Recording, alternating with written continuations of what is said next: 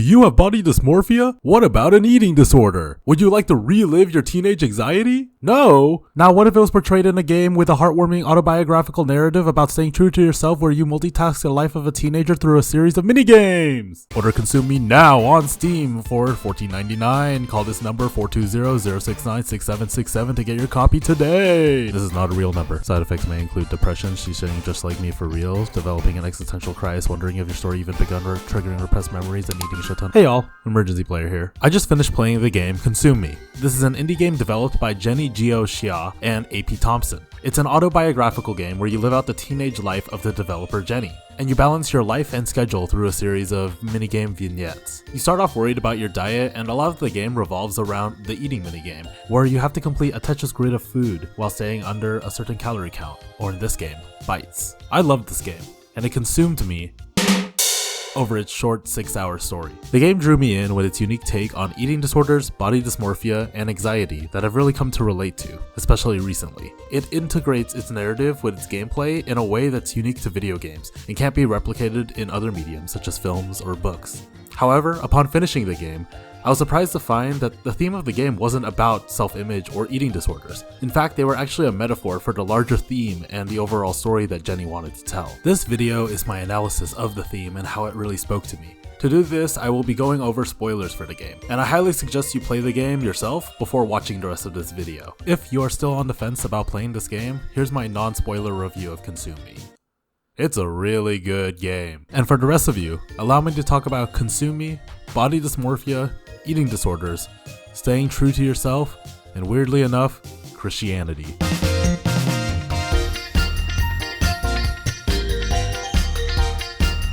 For a game about pretty heavy topics like eating disorders and body dysmorphia, it holds a very lighthearted and warm tone while wearing those topics proudly on its sleeve. The game's opening menu is a wrapped chocolate bar. You have to unwrap it to play the game, and then you're launched into the opening sequence. Your character Jenny wakes up, then prepares and eats breakfast. After literally balancing your meal, the game has your Asian mom come in and call you fat, saying you eat too much, and then comparing you to Florence, the neighbor's daughter, who's skinnier and therefore prettier.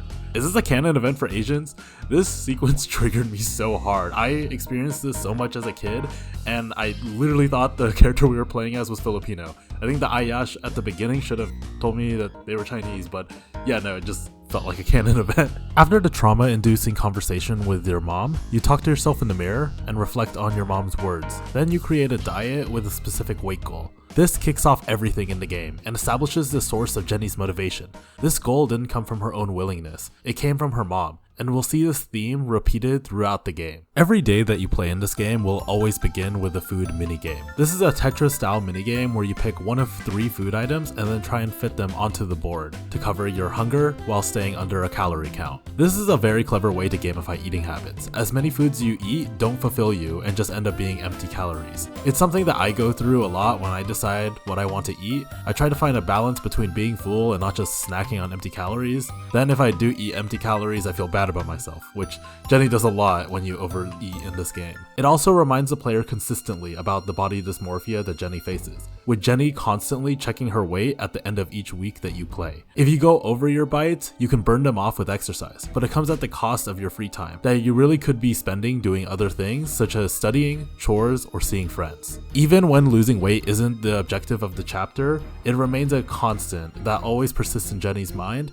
and something that she is always trying to micromanage and take control of. Consume Me is structured by chapters. On top of the calorie counting, each chapter has another high priority goal that Jenny will try to complete within the time of the chapter. There is a small story sequence that introduces you to the motivation behind this goal. Then you talk to yourself in the mirror, who gives you objectives to consider this goal complete. This really shows how overwhelming the game is, and I love how when Mirror Jenny just starts listing everything, especially the optional goals, and it makes it seem super overwhelming and impossible, really piling on that sense of anxiety to Jenny. Something that remains consistent throughout each chapter is that you must maintain the diet, regardless of what the other objectives are. It really emphasizes how much of her life she tries to take control of, whether these goals are actually good for her or not. After the Tetris minigame, you'll have some free time with a limited amount of slots. This is the time to tackle your goals. You start off with 2 time slots, and the game slowly drip feeds you ways to expand your free time. Mechanics like taking energy drinks or sleeping later are actions that you can take to maximize your productivity, but will result in a negative impact in your other stats such as your calories and happiness. I found ways to min-max my productivity by spamming energy drinks and then exercising. While this gets you through the night, if you extend your free time over a certain amount, you actually do get a migraine the next day, which lowers your happiness for every activity you do. God, I love having consequences to my actions. There's one optional goal in chapter 3 that I tried to accomplish where you had to do 24 activities in one day, which is insane. So I completed it. What I did was wear a specific outfit to reduce all the exercise activities by 1 free time. So if I did speed yoga, instead of costing 1 activity, it would cost 0. Then I just kept going to the store to buy food to get calories to burn in the exercise activity. Then with enough spamming of the yoga minigame, I did it. I got the stupid optional achievement. All of this to say, holy shit, trying to min-max your life to be as productive as possible isn't healthy. You should be taking notes, Lawrence. That's enough out of you. There's nothing good about spamming energy drinks and staying up late just to accomplish all of these goals, and I'm glad the game portrays this through your actions and punishes you with systems like the migraine status effect and other stat nerfs. The gameplay excellently portrays how damaging it is to try and maximize your life for perceived productivity. Jenny's high school arc all culminates in chapter 4, where you are stretching yourself to get into your boyfriend's school, Cornell University. Up until this chapter, you have been focused on your weight, managing your relationship with your boyfriend Oliver, and balancing that relationship once it went long distance. For chapter 4, you need to get 3 referrals from teachers and pass the SAT. I grinded this chapter out, impressing the gym teacher, maxing out a stat for I think the English teacher, then getting the vice principal's recommendation. After stretching every bit of free time Jenny has left, spamming energy drinks and pushing back her bedtime, I got those recommendations and even excelled on the SAT, reaching goals that were promised to get me into Cornell to be with Oliver. And then chapter 5 hits. The game goes from October to December. You wake up in a dark room, there's a bed across your own, and you're about to go to the bathroom. But someone's in there. Something's different. Something's off. You talk to yourself in the mirror. Turns out, you didn't make it. Despite doing everything perfectly, you ended up on the wait list. Even when you try to juggle everything, there are just some things you cannot control. You go to Trinity as your last chance to get into Cornell to be with your boyfriend, who is now pretty distant from you. Your grades aren't doing great either. The goal for this chapter is to get perfect scores on your math and bio exams. However, whenever Jenny studies, she gets so stressed that she develops a mental block, and you need to use up another free time to clear it. After failing a quiz, Jenny decides to see the TA of her class for help, and there, the TA is Florence, the neighbor your mom has always compared you to. Jenny is suddenly filled with anger hearing about Florence's story, and then suddenly breaks down and asks how Florence is so perfect and holds her life together. But Florence points out that they're in the exact same point in life. She knows how Jenny feels. Things have been really piling up, huh? And you feel like it's never enough for no matter what you do, and that the people you love will abandon you at the moment you slip up. You might find it hard to believe, but I've been there. I love this message. The fact that the game slows down to show the person that you've been harshly comparing yourself to the whole time is just in the same spot as you are. It's this perceived idea that you built up this person in your head, but at the end of the day, you're both in the same spot. Florence continues to talk about how she considered dropping out of high school, but didn't, because of the Lord. Wait, this game is about Christianity? This is where Consume Me confused me. We're hitting what feels like the climax of the game. Chapter 5 is very much the final chapter of the story. Was the game's whole message just to pray your problems away? Feeling bad about your body? Just pray. Eating too much? Pray. This game felt too intentional and too deliberate with its melding of gameplay and story elements to just introduce Christianity at the last second and have its final theme be pray and everything is fixed. And don't get me wrong, I'm not saying finding peace in religion is a bad thing. I think religion offers a space for those to find comfort, community, and meaning, especially in stressful moments in their life. I should also preface that I was raised Catholic, but have grown up with a complicated relationship with my Catholicism and a distrust for the institution. So it very much caught me off guard when Florence offers Jenny to join her on Sunday for church. I just had to trust the game and keep playing. That Sunday, Jenny goes to church to meet with Florence, only for Florence to not show up due to a last-second change. She still encourages Jenny to attend the service, which she does. Throughout this chapter, we have witnessed Jenny stressed on a level that we have not seen before. Burnt out trying to make one last effort to get into Cornell, and literally forming mental blocks whenever she studies. As she listens to the service, it gives her a chance to calm down, relax, and reflect. As one of the hymns play, she prays and connects with Jesus. This is an emotional highlight for the game. It's a wonderful sequence of music and visuals that provide a moment of relief. After worrying to death about everything that is consuming her, Jenny's finally able to take a breath, let go for a brief moment, and find a moment of peace. After this sequence, Jenny relaxes and finds that the service gave her the small reset she so desperately needed. You then unlock a new mechanic, prayer. Once I unlocked this mechanic, I understood the purpose of the church sequence. The prayer mechanic allows Jenny to remove any mental block. However, it only works once per day. By integrating this player mechanic and adding its limitation, one, it's good game design so the player's just not constantly spamming it and it's not overpowered, but it's also Jenny's way of saying that in moments of extreme stress and when everything seems hopeless, sometimes you just need to take a step back and disconnect, even for a brief moment. But it's not a permanent fix. This is also a semi-autobiographical game about Jenny's life. Jenny is showing how Christianity helped her through this particular moment in her life through this prayer mechanic. And through this prayer mechanic, you can use it to overcome mental blocks, but it's not a one-all be-all solution. From how I see it, whether you're religious or not, taking a step away from everything to pray, relax, or meditate in order to reset yourself is a small but critical reset to come back stronger to face the challenges that life throws at you. I also want to say the prayer sequences are pretty funny, where Jenny is just texting God and he's talking in this very Gen Z text slang, which I found very endearing. I could also just be completely wrong about this, Jenny. If by some crazy world that you're watching this obscure animation YouTube channel and this particular video, comment and tell me I'm wrong. But we're still not done. We still have a few days to study for our bio exam. I spent the week maximizing my free time to build up Jenny's knowledge for the exam. Almost the same routine as last time, spamming energy drinks and pushing back sleep, but now I had to deal with the mental blocks. Studying for this bio exam was slow. Each point you gained really built up the tension, questioning whether you could cover all the material in time. As you study, you plan a call with Oliver, your boyfriend, on the night before the exam. As you use your free time through the night, each hour passes and Oliver still doesn't call.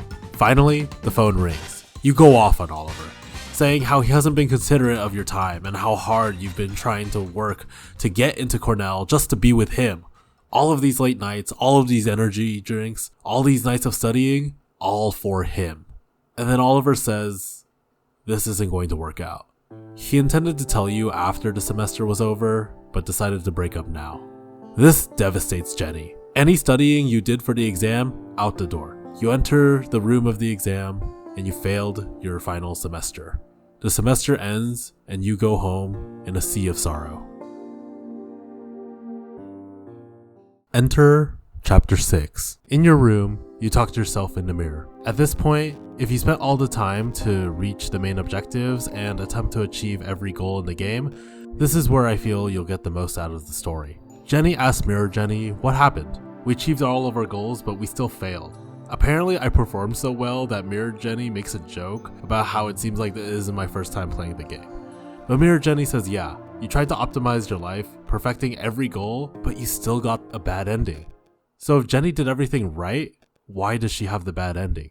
Mirror Jenny suggests, maybe this just isn't the end of your story. Imagine where you'll be in 10 years. The game flashes forward 10 years, showing a very successful Jenny living the life of a celebrity. You do the little mini games again, but this time they're way easier. They show how easy your life is, how good you'll have it. And then it brings you back to current day. Jenny made up an over-exaggerated future of herself. Mirror Jenny starts rapid-firing a list of goals to achieve this ambitious future. You decide to take it day by day and see where life takes you. So then the game flashes forward 10 years later. But this time, this is actually what happened. An older Jenny finds her old goals in her computer. The same goals that you were working towards throughout the game's chapters. And it gives her an idea. What follows is a sequence showing the key events in Jenny's life throughout those 10 years. Each of these were a major step that she took and all of the people that she has met, leading up to the creation of the very game that you are playing. Throughout the events of the game, we witness Jenny create the goals for herself to complete. The goals for dieting and her body dysmorphia was something that you have to abide by each chapter, even when later chapters don't really seem to focus on the topic that much. But think back to why she's even adding these goals to begin with. This goal was influenced by her mom at the very beginning of the game. The diet being in each chapter is a reminder that every goal Jenny has ever made was never for herself. It was always influenced by someone else. As the game passes through the 10 years, it's the first time that we actually see Jenny achieve goals for herself. Jenny stayed true to herself, and with time, she was able to become more than her high school self could have ever imagined to be. Consume Me is a story about staying true to yourself, and by doing so, you can accomplish more than you will ever know. No matter how hard you try, you can't micromanage everything in your life, and there is always something out of your control. And if something doesn't work out right now, that doesn't mean you got the bad ending. If you work on discovering yourself, you can take control of the parts of your life that do matter and overcome anything life throws at you, then soar further than you could have ever envisioned. I loved Consume Me. This is a game that spoke to me on a very personal level. It brought me in with a story and gameplay focused around body dysmorphia, eating disorders, and anxiety. As I continued to be consumed by the game's narrative, it hit me a little too close to home. Similar to the end of Chapter 4 and the beginning of Chapter 5, I was a senior in high school grinding out my grades and college applications to try and get into the schools that I was told would set me on a good path in life. But due to an unexpected error in my application, I was denied from almost every school. I thought it was over. I panicked and I felt alone.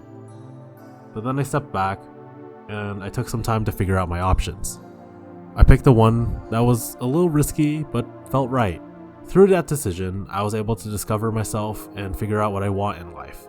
And so far, I have achieved so many things that the high school version of me would have never thought possible. Of course, I'm still discovering parts of myself, but the game is a reminder of how important it is to sometimes take a step back and reevaluate what you really want in life, then pick the path that is most you. Consume Me is an inspiring autobiography about self-worth and taking control of your life. It is a perfect example of how gameplay can be utilized to tell a story that is unique to the medium of video games, as you try to micromanage every piece of Jenny's life flawlessly, only to be greeted with the reality that there are some things you just can't control. But that doesn't mean it's hopeless. By staying true to yourself, you can focus on the things that matter to you and build yourself up to be the best possible version of yourself. Thank you so much for watching. If you enjoyed this, please like and subscribe for some more animated content, and Emergency Player out!